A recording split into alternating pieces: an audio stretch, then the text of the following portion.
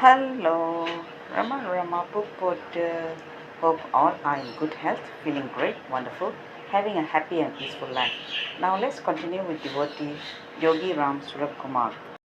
One of the hallmarks of Yogi Ram Surat Kumar was his intense and complete involvement in any problem that he took up. He went into all the details and after a thorough understanding of the issue, remained silent for a moment. Then took out his cigarette packet and wrote Om and gave it to me.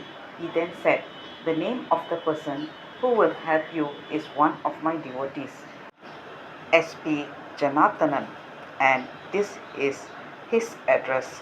He directed me to write down the address on the plain side of the cigarette wrapper.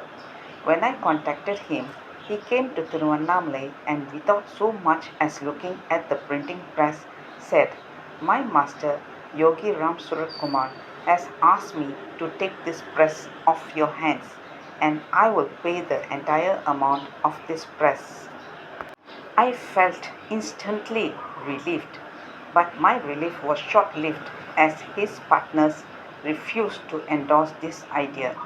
It took another 7 months for him to finally take the press and clear the loan. I felt completely harassed during this time. Yogi continued to be my only support and solace. Finally, the press problem was solved.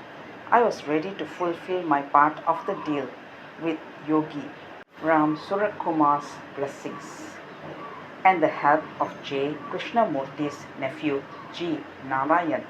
I retreated to Varanasi for an entire year. Even there, I could feel Yogi's mystic hand helping me with the staying arrangements.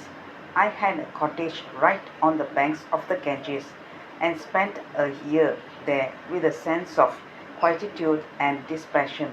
I felt he was guiding me by freeing me from the continuous involvement in the ashram. It was for the first time after nearly 30 years that I felt a new sense of spiritual independence. I actually felt that I was being weaned away from the karma of service to the ashram. When I came back to Tiruvannamalai, he said, "Mother Krishnabai is on her deathbed. Go and see her."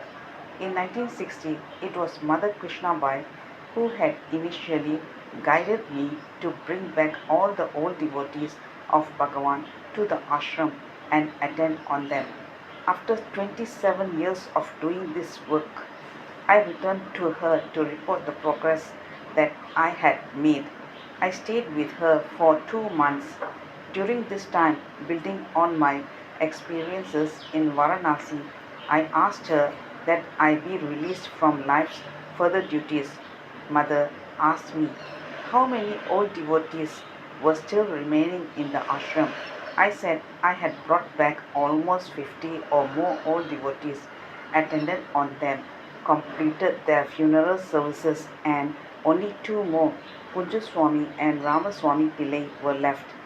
On hearing this, she said, "Ganesa, you have some more work to complete, but I assure you that I will fulfill your prayers to be a nobody and establish you in that state of quietude." In 1989, I returned to Ramana Ashramam. 3 years later, Kunjaswamy passed away. Towards the end of 1994, Ramasamy Pillai also passed away. The very next day, I got released from ashram duties. I had already written in the mountain path about relinquishing all responsibilities in the ashram. I took that issue to Yogi Ram Surat Kumar. He read it and then said, "Ganesa, do me a favor." He held my hand and took me to Ramana Ashramam to meet my elder brother Sundaram, who had already become the president of the ashram. He told Sundaram, "Do not be worried, Bhagavan is managing this ashram. Everyone will help you. Be bold because the ashram activities will go on uninterruptedly." He encouraged Sundaram and allowed me to leave. That's all, folks. Let's continue in the next chapter. Thank you. Bye bye. Rama Rama Pupoto.